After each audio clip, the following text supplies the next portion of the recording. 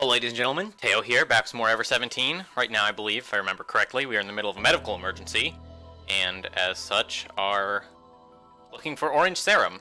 And apparently only the dog is able to find any, because apparently the dog's the smartest one here. So, that's about where we're at right now. This is the orange serum. She picked up one of the fallen objects in front of Pee-Pee. It was a small capsule, a capsule with orange liquid inside of it. 4 of them had fallen on the floor. Where'd you find that, Pee-Pee? I didn't know if he'd understand me, but I asked Pee-Pee anyway. Aww. Pee-Pee shook his head from side to side. Were there any more of these? Aww. He shook his head. This is all of them? Oof! He nodded. That's weird. Why does the dog understand me? Or, understand Takeshi, rather. Like, to the best of my understanding, that's not something that dogs do. That's, like, not how dogs work. Like, this might just be them taking creative liberties with, the dog's ability to understand people, and it's, like, being played for, I don't know, entertainment value, exposition value, but, like, again, I'm, like, completely in the dark as to how important Pee-Pee is in the overall scheme of things. Like, is the fact that he's not present in the other arc gonna, like, come back and be relevant? Maybe it is. I don't know. Well, we need to take these immediately. Sorry, you, but get these ready. You're the only one who knows how to give shots. I found some syringes over here, you. Okay. We gathered all the cartridges of serum from the floor and put them on the bed. Looking slightly doubtful, you prepared the syringes one at a time and gave the kid and me our shots. Phew, we can relax for a while now. Thanks, you. You're welcome. Sitting with his back against the wall, the kid gave you a thumbs up. After that, he smiled and closed his eyes. He must have fallen asleep. What do we do about Coco? She's still undergoing the oxygen treatment, so we can't open the pod. It looks like the treatment's progressing normally. As long as she's in there, I don't think her condition will get much worse. Yeah, okay. By the way, what about you, Tsugumi? Are you okay? I scanned myself earlier. I'm okay for now, but maybe I just don't have any symptoms. Looking slightly worried, Tsugumi said this. Oh, you, why don't you give Tsugumi a shot? You opened up another of the containers and gave Tsugumi a shot. Wait. Is that a good idea? I don't know enough about medicine to know whether or not that's a good idea, but, like, my gut tells me that's a bad idea. You should, like, at least wait for her to start showing symptoms, right? Because otherwise, A, you are potentially wasting serum when it could be better used on someone else, and B, shooting Tsugumi full of God knows what when you don't need to. Oh yeah, you should probably give yourself a shot too, don't you think, you? No, The next shot had already been prepared, but for some reason you was stalling. Weird. I wonder why. She started coughing suddenly. Hey, give yourself a shot quickly. But I just... She wouldn't stop coughing. Her arm holding onto the syringe started to shake. Oh, well, I mean, if that's the reason, then that's a perfectly legitimate reason. Like, if you don't want to give yourself a shot because your arm is, like, trembling too badly for you to hold the syringe steady, that seems reasonable. Breathe deep. Her coughing finally stopped, but her hands wouldn't go still. What's wrong? You aren't feeling well? You want me to give the shot to you? No way. I don't like shots. Huh? You didn't have any problem sticking everyone else? You don't like getting them yourself? Well, yeah, because they hurt. You know what else hurts? Dying from Tiefblau, probably. You puffed out her cheek stubbornly. What are you talking about? Your life's on the line here. What'll you do? Give me the syringe, you. Ah! Reaching out quickly, I latched onto Yu's arm. Tsugumi, hold her down. Roger. Tsugumi forced Yu to sit on the bed and held her so that she couldn't move. I mean, if you think about this for a second, though, like, one of Yu's, like, dominant character traits is that she's, like, very logical, right? Which means that she should be able to, like, objectively judge the situation and realize that her coughing, contextually, probably a symptom of Tiefblau, and the serum could very well be the difference between life and death for her.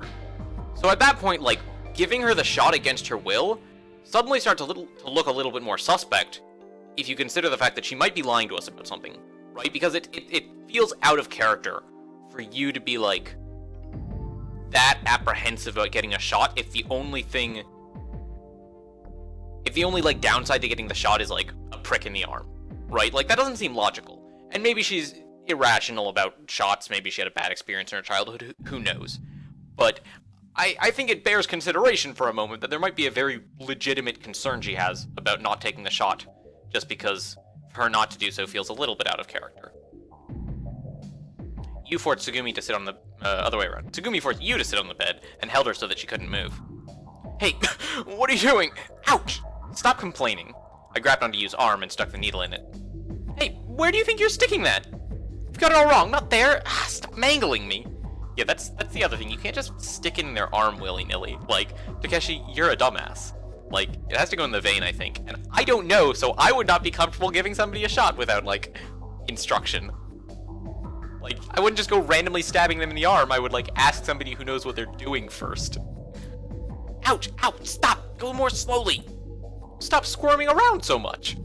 The angle's all wrong! You're gonna get air bubbles in it. Yeah, and that seems bad. So, like... I don't know. Stop complaining. You can't do it yourself. You suck. Shut up. Stop it! Let me go! I'm dying! Ouch! Idiot, we're giving you this so that you won't die. Tsugumi slumped her shoulders. Yeah, that's about where I'm at right now. Yu was throwing a tantrum like a spoiled child. Small droplets of red stained the bed's white sheets. After that, Yu got scanned on the LMRI. As suspected, she had come down with TB. We didn't have room to mess around anymore. In the end, Yu wouldn't let me do it, so she ended up giving herself the shot. Complaining the whole time with tears in her eyes.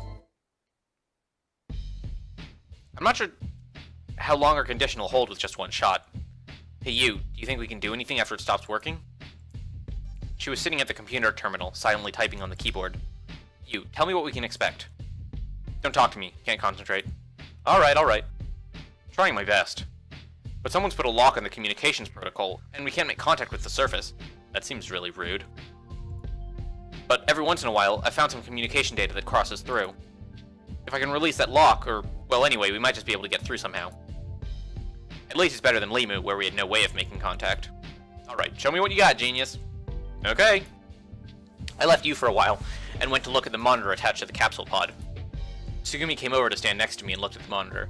So that sort of confirms the suspicion we've had all along, is that there is an actor actively interfering with our communications.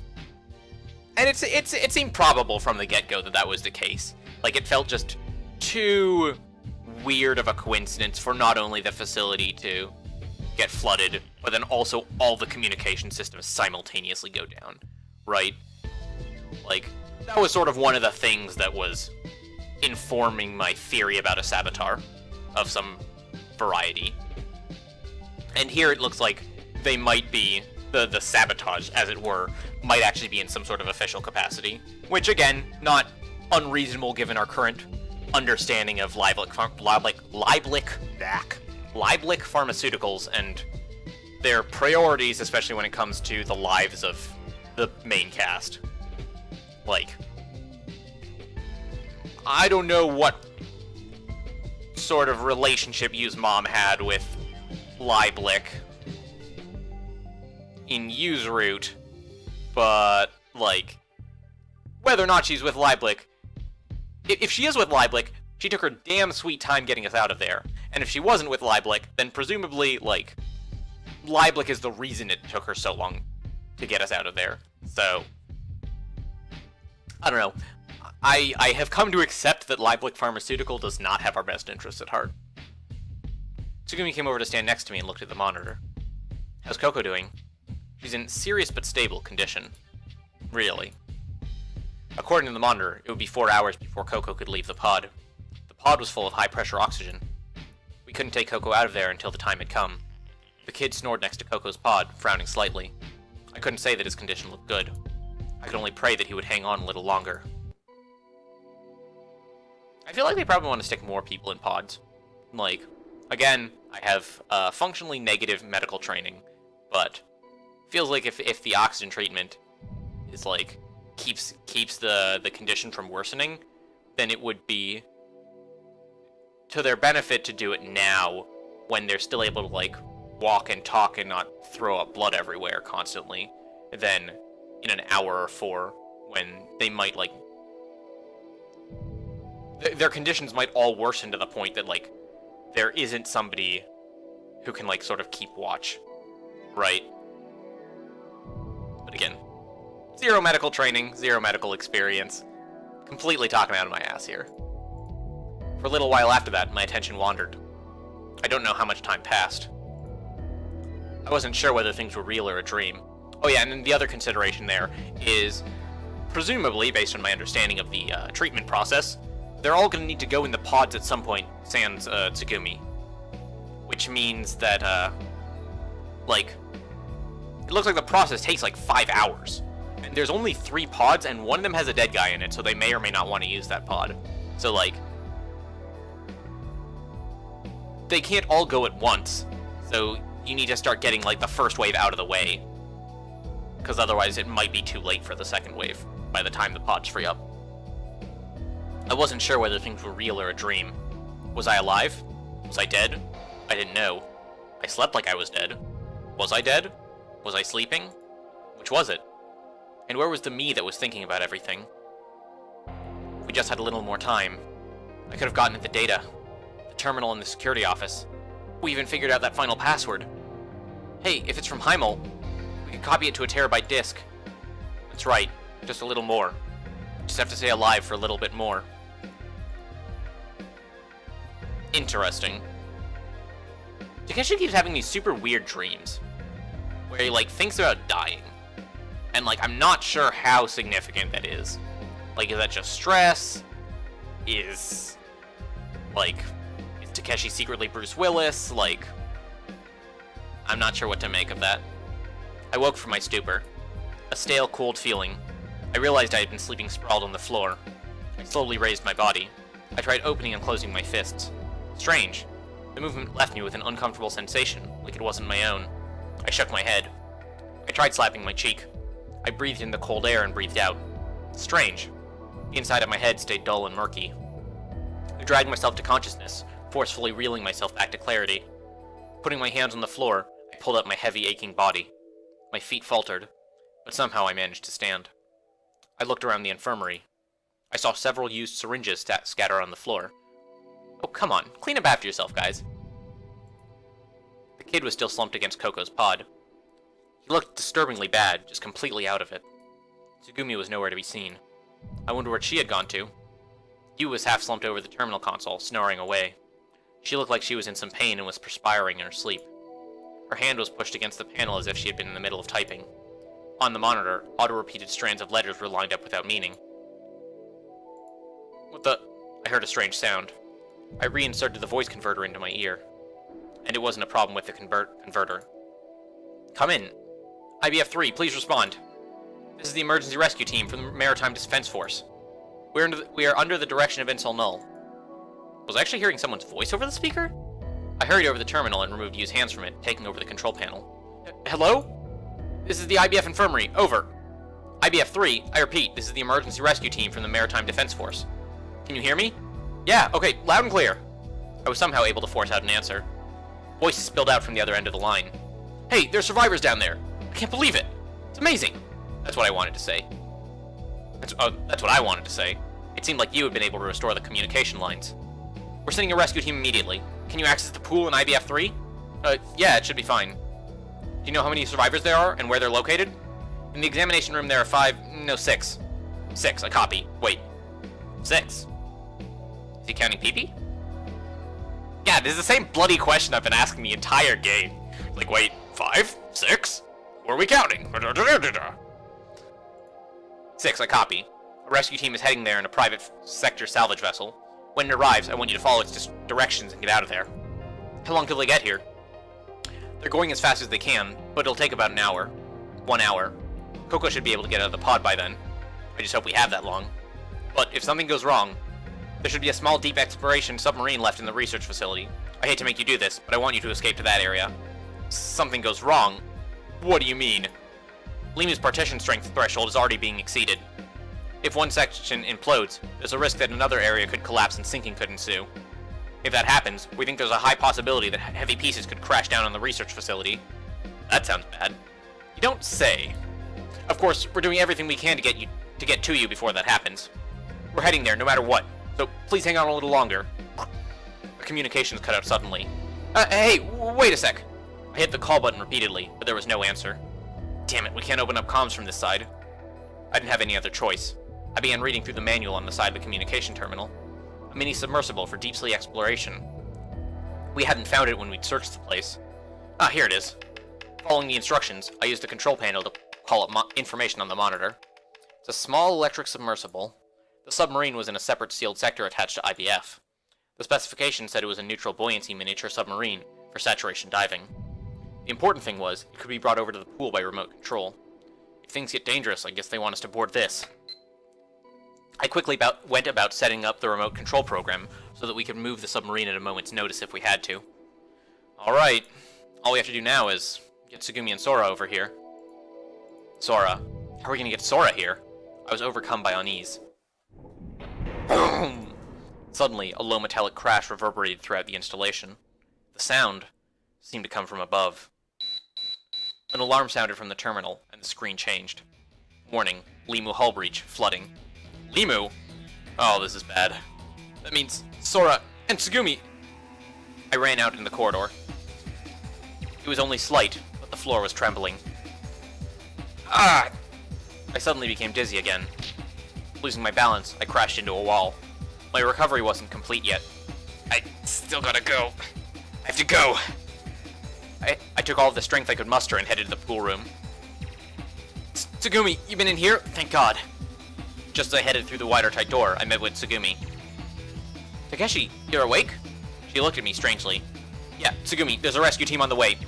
They said it would take about an hour. I want you to wait for them in the examination room. Rescue? They said they were from the Maritime Defense Force.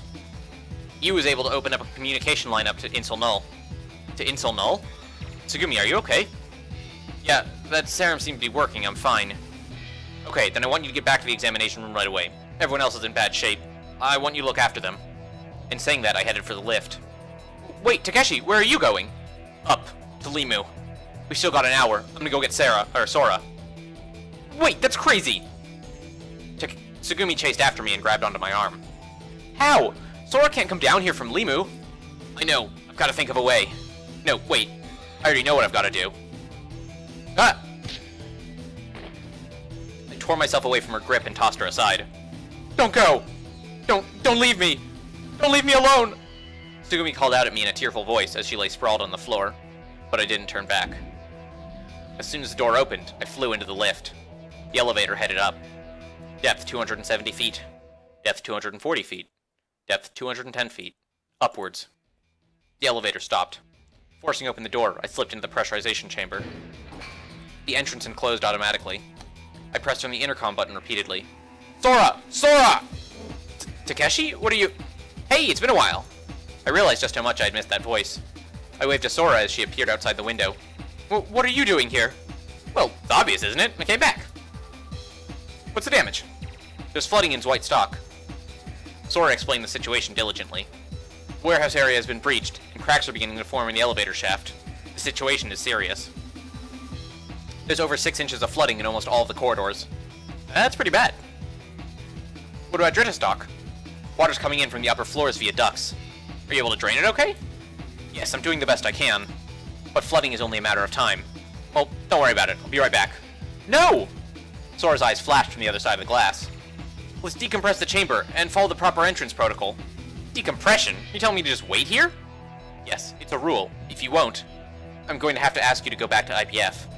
How long will it take? I'll complete it as soon as possible. I need to know how much time. If I hurry, 12 hours.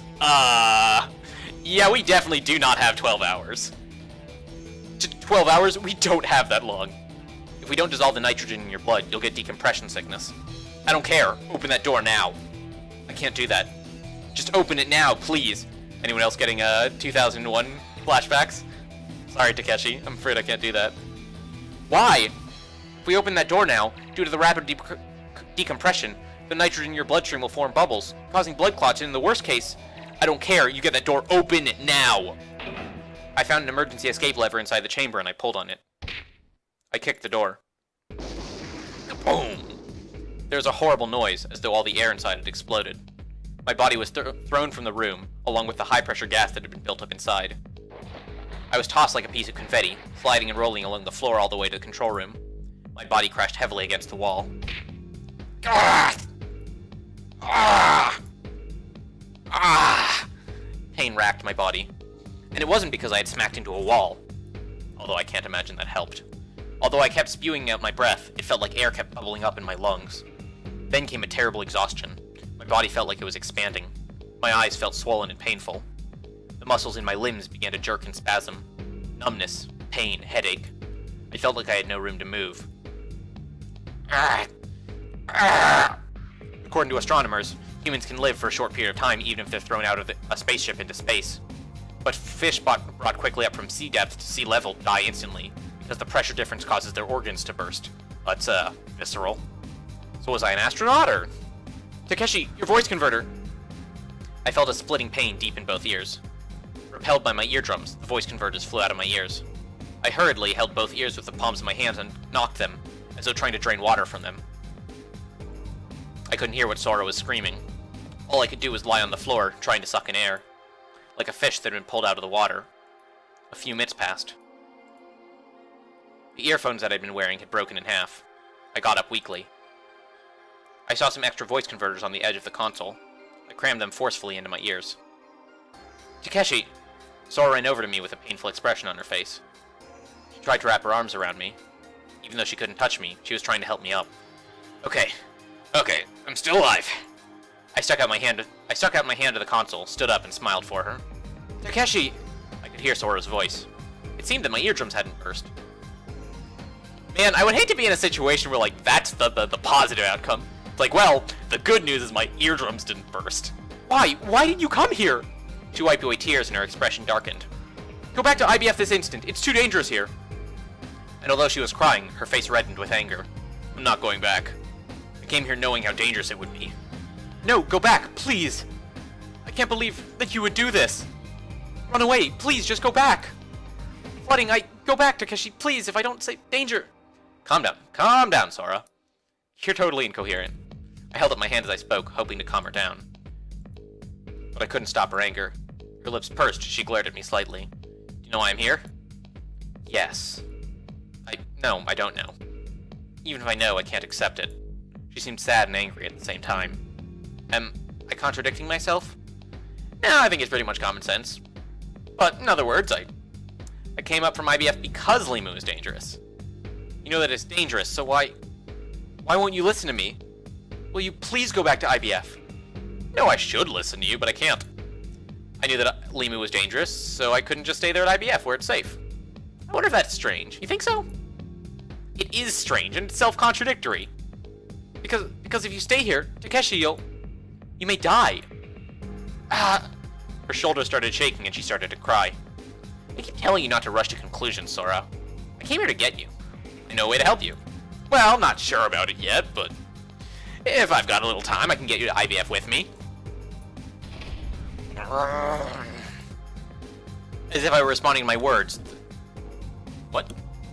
As if it were responding to my words, the floor started to shake. Beep, beep. And soon an alarm rang from the Heimel console. What was that sound? Sora, tell me what it was. Sora's gaze wandered and she spoke to me with a pained expression. The elevator leading to IBF was destroyed with that tremor. The elevator? Oh, well, that's bad. That is not the news I was hoping to hear. The elevator was destroyed? It's no longer working. Holding back tears, she gazed down at her feet. You don't say. Trying to keep my calm, I responded to her. I was pretending to be cool, but I was actually in trouble. Yes! Congratulations, Takeshi. You have accurately surmised the current situation. Good job. Get a gold star for that analysis. This is bad. I couldn't put on an act. If we couldn't go down to IBF, our escape route was really gone. Well, that throws a bit of a wrench in our plans, but hey, it's okay, right? I laughed sheepishly and scratched the tip of my nose. There really wasn't anything to do but to laugh. It's certainly not alright. Not alright at all. I sprang to the Heimel console, checking once more the damage shown there. The IBF elevator wasn't moving due to a break in the shaft. Thankfully, no one was in the elevator when the accident happened. It seemed that in the IBF case, we had escaped damage again. She let out a deep, deep sigh. Sora stopped crying. Suddenly tightening her expression, she stood at attention. It's come to this. In any case, I'll think of a way to help Takeshi get out. That is my duty. She had an unassailably earnest expression. She stared directly into my eyes. Duty? I tried repeating it in my own mouth. Hey, is it really your only reason? Yes. She nodded calmly. I will definitely get you to the ground level. It's a function that was given to me. It's my task. Because I'm Sora Akanagasaki, artificial intelligence of Lemma's system. She threw off all emotion as she said it. This was Sora's proposed escape plan. Oh boy. There's a huge cylinder that cuts through Limu. The elevator shaft that rises in the middle of that. If you can get through this, you can emerge onto the surface of the sea. What are you talking about? Didn't the central elevator get sunk in the first flood? Yes. The tube itself is thankfully still fine. The ocean water only came through the cracks in another area. Really? So, even so, that tube is 103 feet high. That huge pipe is completely full of pressurized seawater. You're not telling me to swim through that? No, not that. We'll first drain the water filling the pipe. Drain it? How? First, we close off all the flood hatches around the tube so no water can get in. After we take care of that, we open the doors in the lowest part of the tube and let all the water that's built up inside flow over to Dritta stock. Okay, let's say that something like that were possible. How would I climb up that ridiculously high tube? There's no ladders or anything in the tube, is there? It is as you say. That's why I said we would drain it first. After the drainage is completely finished, we open door A. At that point, you'll go up to Zweigstock's elevator tube. If you do that, as the water level rises, you'll just float right up to Insel Null. Seems reasonable. At first, all the water pressure will make the level of the water swell up violently, but as you approach sea level, it'll slow down. Hey, Sora, can we go back to our first conversation? Yes, certainly. You said before that we would move the water to Dritta stock. So, you mean, in other words, that we would entirely flood Dritta stock? Yes. What do you mean, yes? If we flood Dritta stock, the Heimel computer room will be flooded too. Yes. But you don't need to worry about me. My brain is an Insel Null, so even if all the computers inside Limu go down, it won't extinguish me. Oh, I see. You need me to explain this plan again to you? No, I've got it. It's okay. Water rises up in the elevator tube, I just zoom up and out with it, and I escape. Is that right? That is right. I understood the proposal. I understood it, but... No. Heimel floods, what happens to you? Your memory, your recollections, aren't they all here? They'll all be drowned. I pointed at the computers lined up next to the console. She looked down and didn't answer. No. No way am I gonna let you take this kind of suicidal act, Sora. Sizzle. Ow, ow, ow! Suddenly a searing, burning pain hit my eyes. I covered my eyes frantically. What in the hell was that? Fearfully, I pulled away my hands and opened my eyes. Takeshi, we don't have any more time. Please, do as I say. She said this without emotion. Furrowing her eyebrows, Sora glared at me. I fiddled around a bit with the RSD laser levels. And so I seared your eye. What? Actually, it's not something I should be able to do. But right now, I just did it somehow. It's like the limiter has been turned off. She stared at me. It was a gaze that sent chills down my spine. Hey, come on now. Are you threatening me, Sora? Hurry and do as I say. Takeshi, if I make even a tiny mistake with the laser levels, next time I might really hurt your eyes. You think that I'm lying? I'm serious. And thus Sora's plan became reality. Takeshi, you'll go up to the predetermined place in Zweigstock and wait there. I'll let you know the timing of when to get into the tube. Until then, I'll stay at Heimel and keep watch on Limu. I'll control the drainage duct and try to stop the fall. I'll try to keep the whole place going for as long as I can, even a minute. No, even a second longer, so... Please, Takeshi, you have to get out alive. Please promise me. I promise. I left Heimel and looked upstairs. I checked my PDA display. Isn't there like a hard drive you could grab or something? Like, you could put a backup of the memories or something? It showed a map of Limu and my escape route. Just a little bit ago, I'd installed a data linking program from Heimel's console that linked my PDA to Limu Center. Sora had prepared it for me. At this point, I had to just do it. It was a gamble. I reached White Stock's second floor. The hallway was flooded just like the third floor. Sora, I've come to the second floor. What should I do? Got it, Takeshi. I've checked your current location and your direction. I couldn't see her, but I could hear her voice in my ear. Please wait there for a minute. I'm going to reclose the flood hatches to the central area. Okay. Bang, bang, bang. A hollow sound echoed through the building. Presumably, she had blocked off the flood hatches in the flooded area. I finished closing the hatches. This white elevator tube is sealed. Now then, please go into the dolphin carousel room and wait for your next instructions. Do you know where it is? Yeah, I know the dolphin carousel really well. It's where you and I rode dolphins together. It's where you showed me the art of my other self. Please hurry, Takeshi. Go straight down that hall and turn left at the end. If you can't figure it out, check your PDA map. Nah, I'll be alright. Defying Sora's directions, I turned left down at a nearby corner and headed toward a certain corridor. What are you doing? It's not that way. Sorry, Sora. I remember that I had forgotten something. There's no time. Please, stick to the plan. Sora's voice grew shrill. It'll only take a minute. It won't make a difference. No, we only have not even 10 minutes left. I can do this in 10 minutes. I slid into the security office. Phew! It hadn't flooded yet in there, and the machines were still going. I looked at the terminal monitor. The window that was open showed a message confirming the last entered password. I hit enter. Willkommener Lemme Login, TY. The manager exclusive maintenance mode was in operation. In other words, we'd cleared all of Lemme's security. Wait, who's TY? Was that, Coco's dad? I think that's Coco's dad. The terminal in the security office. I finally figured out the password. Yu's voice, which I'd heard through my stupor, had been right. Yu had made it in the nick of time. Next time I see her, I'm buying her a fantastic dinner. Alone, I began quickly searching for a way to back up the data. I wondered what I should do. I opened a menu on the monitor. I didn't know how to work it. And I would need a disk to copy the data. Takeshi! Woo! All of a sudden, Sora's voice thundered right in my ear. What are you doing? Hurry, hurry! I know. 7 minutes left. Damn. It was no good. I couldn't figure it out. Giving up, I left the room. The corridor outside the room had drained and the flood hatches had been closed again. Please, don't make any detours. She spoke in a troubled, exhausted voice. All right. I turned around to see that the corridor on the other side was open. This way? Yes. 6 minutes left. Take the corridor and get to the right position. All the side routes were closed off. I'd have to head toward the dolphin carousel. Look, Sora, I'm here. I spoke with bitterness in my voice. Understood and confirmed. Now then. You want to drain the water from the central area into Drita? No. I didn't make it in time. 5 minutes until the tube is operational. Please be ready to move at any time. Sora spoke coldly, still invisible. I was in front of the dolphins. The dolphins had been so pleasant and smiling before. Now, they were hateful. Sora, won't you come over here? You like dolphins, right? I can't. If I don't concentrate, I might make a mistake. Don't say that, come on. Don't you want to ride the dolphins again together, one last time? Please don't speak to me, you'll distract me.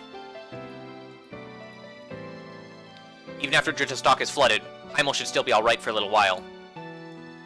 I'll make sure that we definitely, no, absolutely, hang on until you make it to the top. It's nearly time to part. So this was it. Was there no way I could save Sora? The 5 minutes passed quickly, mercilessly. I closed my eyes, plugged my ears. I didn't want to see anything else. I didn't want to hear anything else. If I couldn't save her, it would have been better for us to throw our bodies from a cliff. Takeshi? I'm sorry, Takeshi. What? Even with my eyes closed, she was definitely there. I was hearing her voice from inside my ears. What's the matter, Sora? The 5 minutes should be up. Well, you see, actually. Through the voice converter, I could hear Sora's troubled voice. The door won't open. What? The central area's flood hatches aren't receiving the open signal. Something's been disconnected. Disconnected? Yes, but I found the damaged section. I'm so sorry, but Takeshi, will you go fix it? Of course, no problem. Heaven, fate, they were on my side. They had not abandoned me. I ran out of the room. Sora opened the doors, blocking my way. Where's the disconnection? Drita's dock, near the control room. Alright, I'll go right there. Down, down. Run, run, run. In reality, my body was probably racked with decompression sickness and riddled with TB. But it wasn't something I was aware of. Adrenaline is a hell of a drug. More importantly, I had to move. Faster, faster. Hurry there. Falling again and again, covered in bruises. Slipping down the stairs, I headed for the 3rd floor. I'm here, Sora. Thank you. Her voice resonated gently in my ear. Now then, where's the place? Hey, wait, what about tools? Can I fix it with just my hands? There's some simple tools in the control room. The main repair room is under the floor of the hallway you're in. Under the floor? In any case, let's hurry. I'm going to apply pressure and blast out the floor panel. For now, hide in the control room. What? 5, 4, 3... Hey, wait! 2, 1. Boom. I wrenched open the control room door and sprang inside in the nick of time. As I flew through the air, a blue-white light beamed through the entire corridor behind me. 1 second later, and I would have been fried. Sora! What the hell? Trying to kill me? Oh, I'm sorry. From the sound of her voice, I could picture just how flustered she was. Sorry. Forgive me. I'm so sorry, I just lost my wits. Her voice gradually grew smaller. Okay, you don't have to feel so bad. I'm fine. You just scared the crap out of me, that's all. Alright, I'm fine. Look, see, I'm alive and everything. Alright. You can't kill me off that easy. I still got things to do. Yes. So you calm down, okay, Sora? Yes, I will. I had to hurry. That much was clear. But calmly, rationally, carefully. I looked slowly around the room. Next to the console, there was a small toolbox. It held radio pincers, nippers, and a screwdriver. I wondered if it would be enough. I looked around a little more. I caught sight of a polycarbonate disc in a square case. I put it in my empty pocket.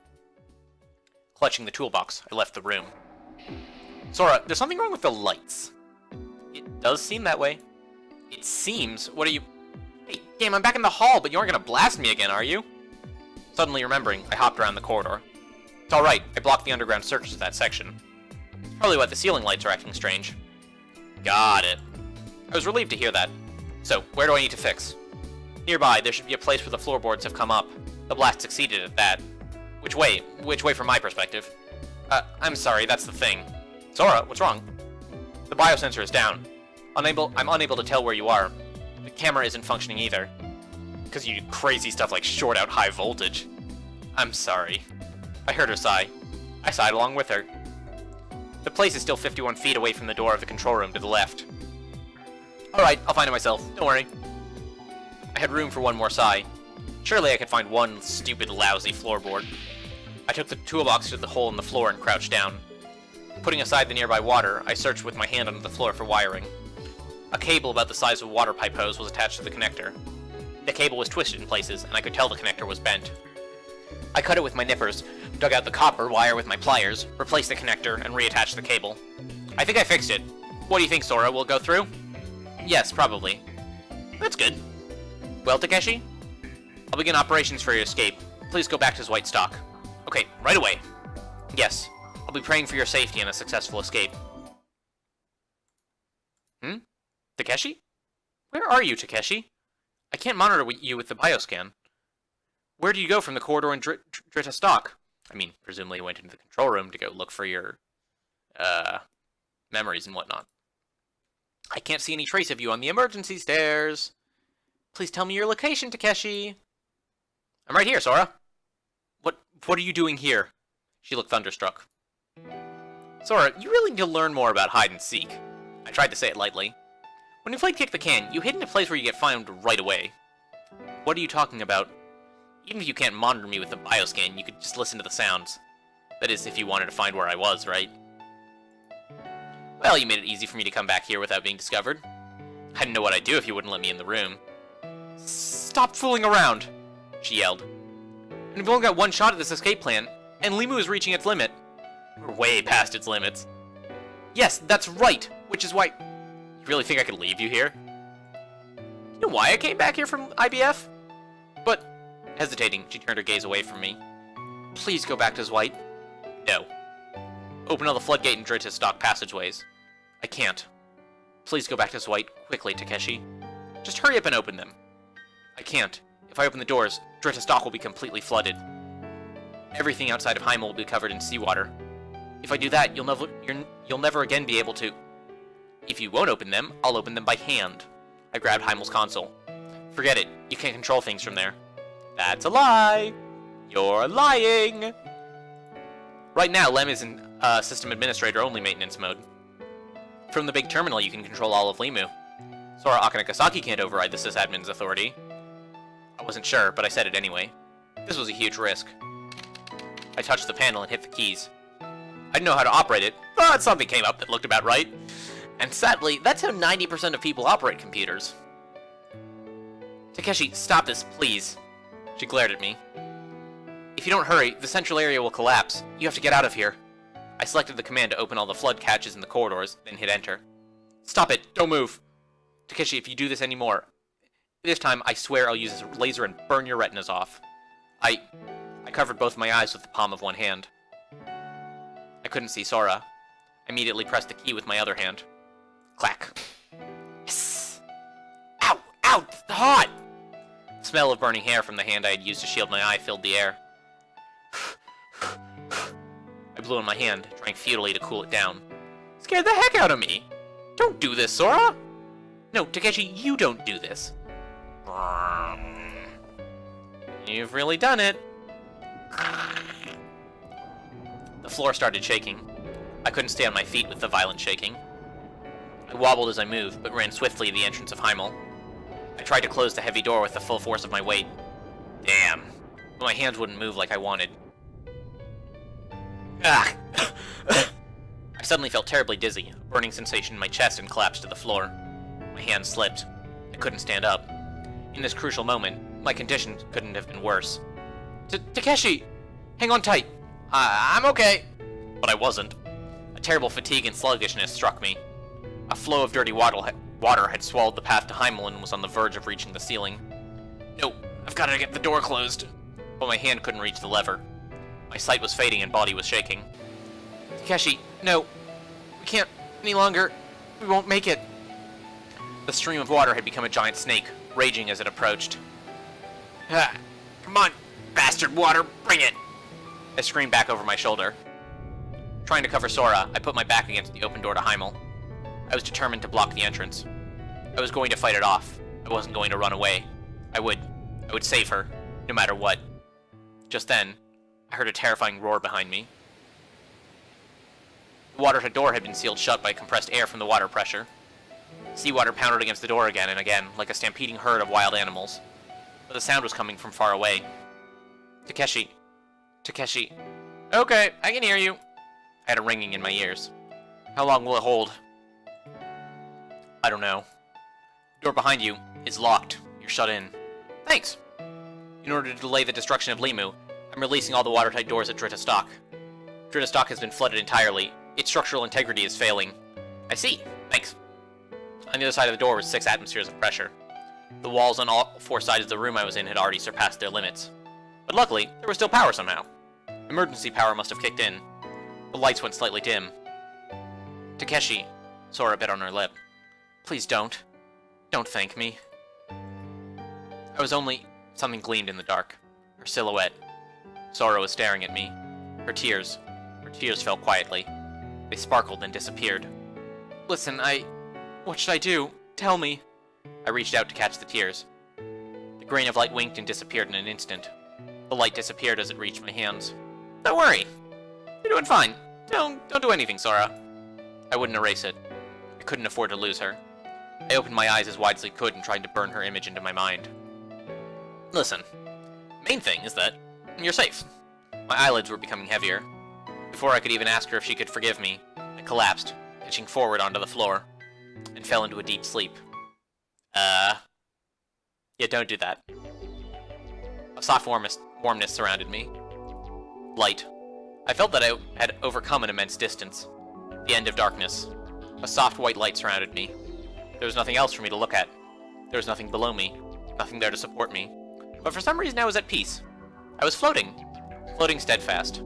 I was swaying freely in the center. In the center of gently drifting water. I could hear something faintly. The first sound I'd heard in my life. Yes, it was the sound of a heart beating. I remembered. I was surrounded by the gentle sound of a beating heart.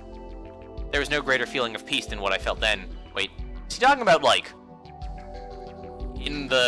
as like a fetus in the womb? Is that where we are right now? Or is he just, like, alluding to that? How long would I be able to stay there? About 9 months. I didn't know. I knew that I'd have to leave the place at some point. I would have to let go of that fragile bond soon. But I wasn't sad.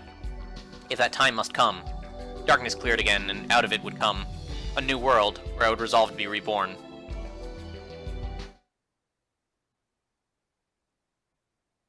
Good morning! I woke with the warmth of the light. I was sleeping on a cold floor. Sora was floating right in front of me.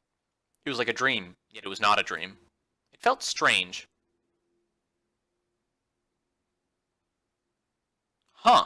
Well, we're not dead, which is definitely more than I was expecting going into the 7th of May.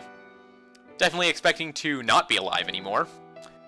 So, we're already beating expectations.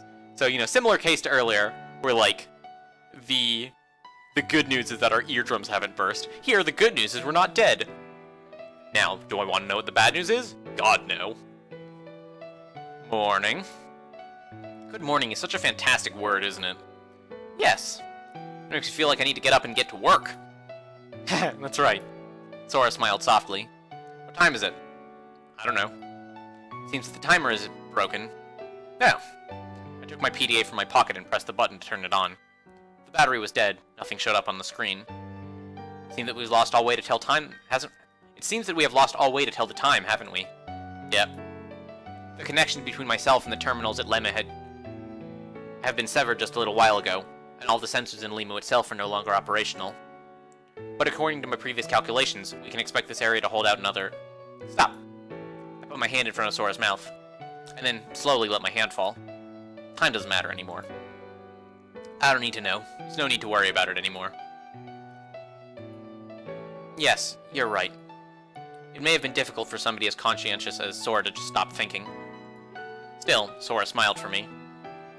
She looked around, and then spoke as if she had just remembered something. Oh, some good news arrived while you were sleeping, Takeshi. Is the good news that we're not dead? Good news. I discovered that communications were still operational in IBF, so I analyzed the weak signals going through the outer wall of Limu. According to my results, everyone on IBF was rescued by a salvage vessel and made it safely to Insel Null. Wow, that's great news. I realized just how much I was worried about them. I looked up at the ceiling. They were all there. You, Tsugumi, Coco, the kid. I couldn't see them, of course, but I knew somehow. As if she understood what I was thinking, Sora looked up at the ceiling, her face smiling compassionately. I looked back. She looked at me, straight into my eyes. Deep within her pupils was a faint light shining. Takeshi, why did you come back here? Sora murmured quietly in the darkness. The only light to illuminate us was coming from the emergency lights. Her tone was peaceful. Would you tell me the real reason one more time? A calm smile spread over her lips. Sora was holding back tears that threatened to burst forth at any moment. Right, I'll tell you. I have someone that I want to protect, even if it costs me my life. She isn't something tangible. Other people may think I'm stupid. I mean, for other reasons, yes. But to me, she was the most valuable thing in the world. I may not be able to see her with my eyes closed. I mean, that's how most people work.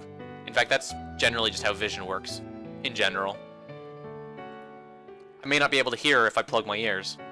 Again, that's how hearing works. But that doesn't mean she'll disappear. I know that she still exists, and I realized just how important she is to me. Yes, she nodded quietly. Well, now, using my hands to support me, I got up. I forgot, I had some unfinished business. I went over to the Heimel console. Unfinished business? What do you mean? She smiled softly and said, Is Lemma still in maintenance mode? Yes, but none of the functions related to Limu are operational any longer. Well, it doesn't matter. Which pocket was it? I finally found what I was looking for and dug it out of my pocket. It was the case holding the polycarbonate disc that I had taken from the control room earlier. Is that a terabyte disc? That's right. I nodded and inserted the terabyte disc into the console disk drive. I hit the necessary keys. With the little knowledge I had, I needed to find the file. LMRSDS 4913A, Sora Akanagasaki. I chose copy to disk from the menu. There was no guarantee that this was going to be successful, but I was going to try. I felt I had probably exhausted my allotment of luck in life, but it was worth a shot. If something malfunctioned, or there wasn't enough space on the disk, we were finished. I thought it was probably the last gamble in my lifetime.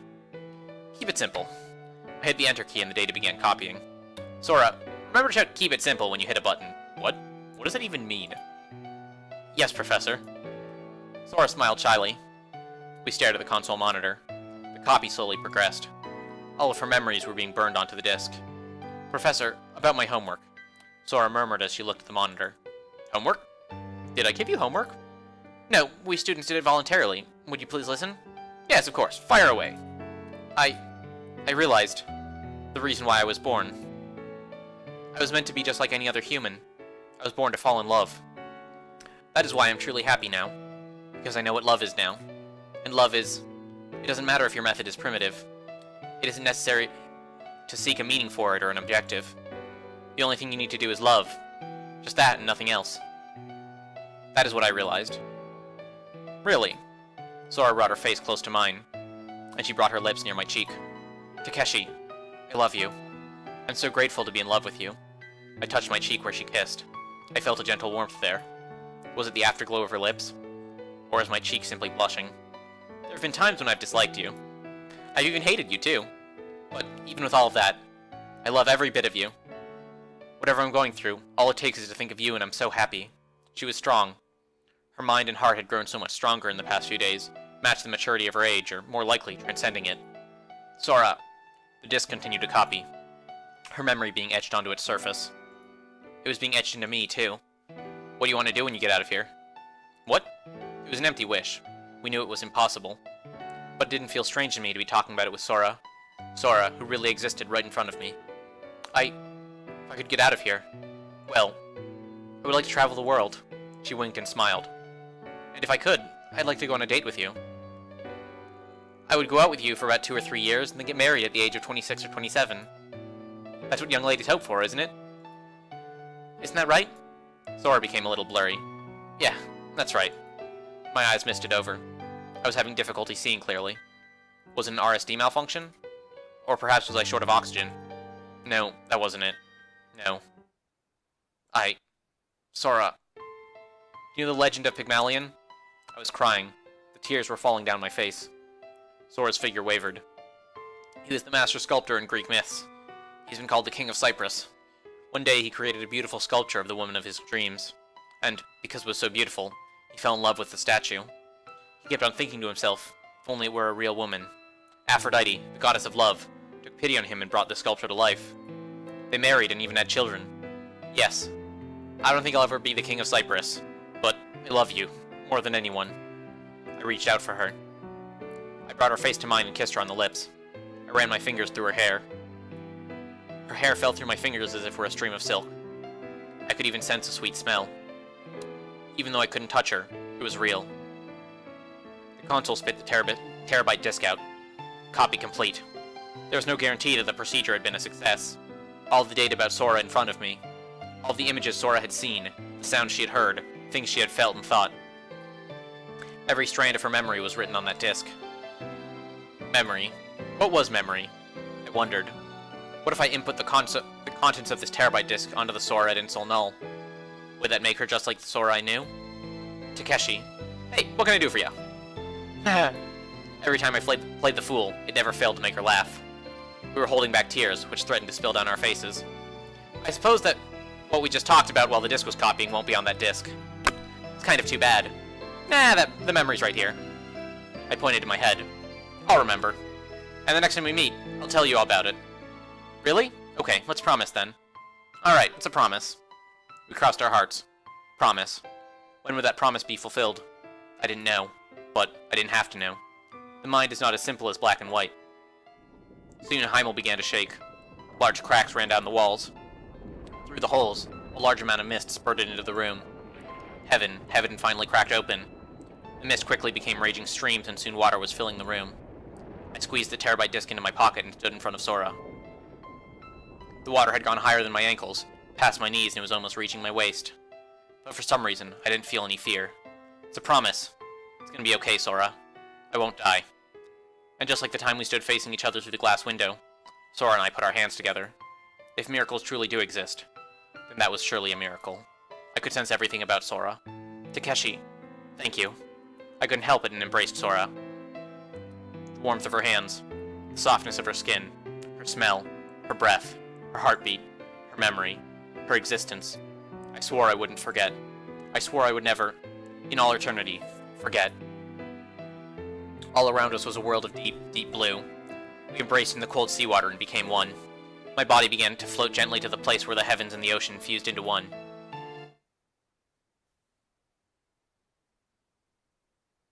Wait. Was that the good end or the bad end? I actually just have no idea.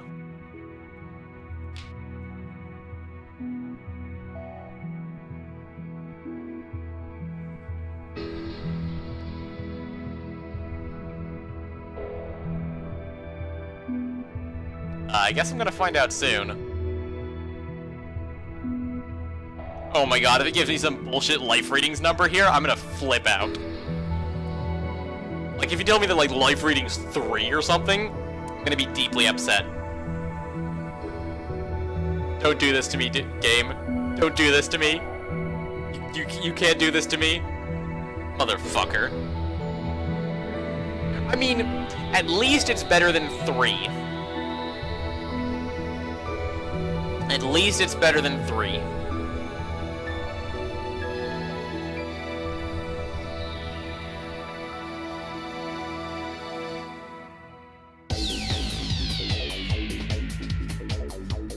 Who? Who is it? Is it Takeshi?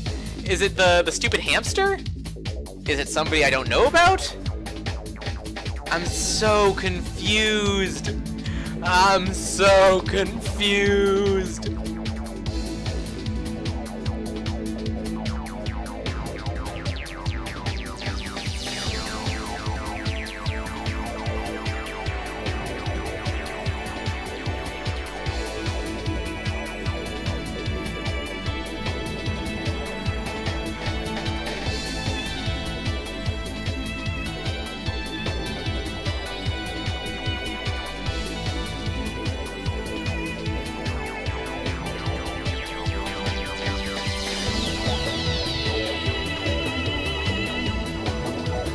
Looks like that was Tsugumi's route.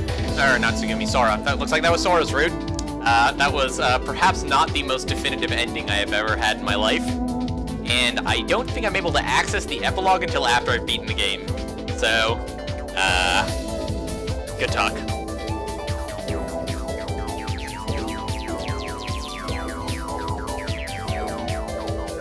Although it's almost better that the ending there is sort of non-conclusive, because then it gives the true end an opportunity to sort of wrap things up better, rather than have a bunch of like disparate endings that the true ending has difficulty at that point setting itself apart from the pack. Like, depending on how the true ending plays out, it might end up being the case that all four of the other endings end up being canonical. The way they're currently structured, I could definitely see them doing something like that. And I kind of hope they do, just because, like, they've been alluding that there is to the fact that there's, like, crazy sci-fi bullshit going on. Or, like, something weird is going on. And I'm excited to find out, like, how all the different pieces fit together in the end. But man, that ending was, like, kind of depressing. Like, once they cut off all the escape routes, like the escape route down and the escape route up, I, like, sort of had an inkling that it was going to end that way, but I didn't think they were actually going to do it. Like, I figured, I don't know, the submarine would show up at the last minute. But no. Takeshi's just probably dead. But of course, as we all know, the story's not an end yet, because we're in the infinity loop.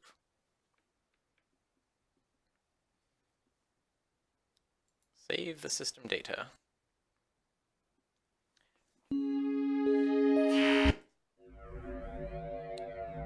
Well, ladies and gentlemen, that was it for Sora's route of Ever17, other than the epilogue, which, again, is going to be left till the end because the game won't let me watch it yet. So tomorrow we are going to be starting up Tsugumi's route.